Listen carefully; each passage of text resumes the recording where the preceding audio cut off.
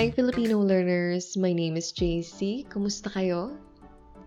In today's video, I will be teaching you how to use the Tagalog word parang.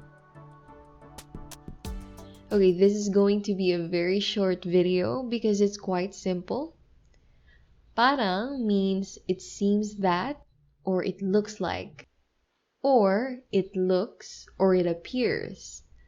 Now, based on these, we can say that when we are using parang, we are uncertain or we are not sure. Bibigyan ko kayo ng mga halimbawa.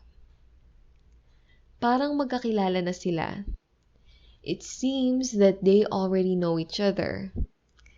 So when you say magkakilala na sila, they already know each other, you know for a fact that they know each other.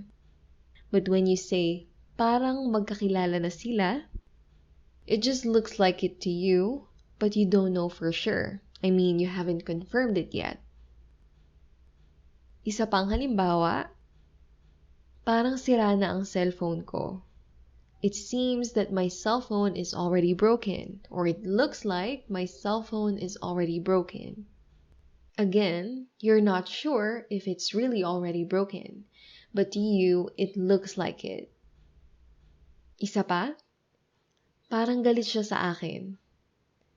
It looks like, or it seems that he is mad at me. Parang di ko to matatapos ngayon. It looks like I will not finish this today. Okay, more examples. Parang mahirap yan. That looks difficult. So this time, we used parang like it looks or it appears. Isa pang halimbawa, parang mamahalin itong bag.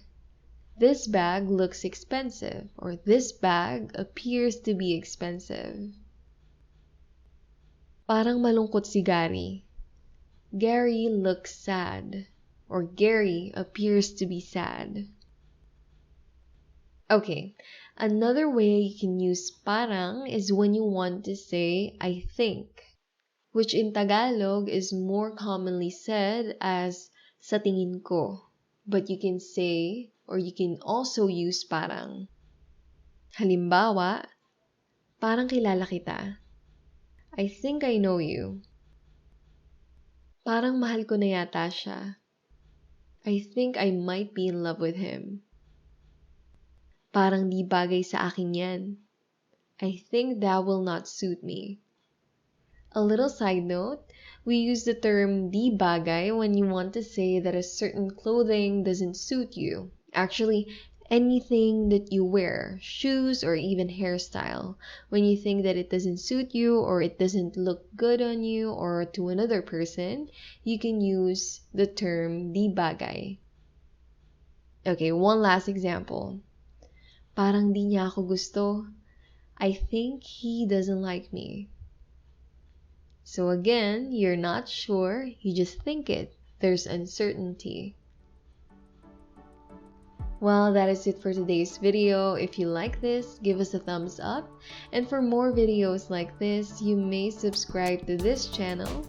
Maraming salamat sa panonood. Sa susunod ulit. Paalam.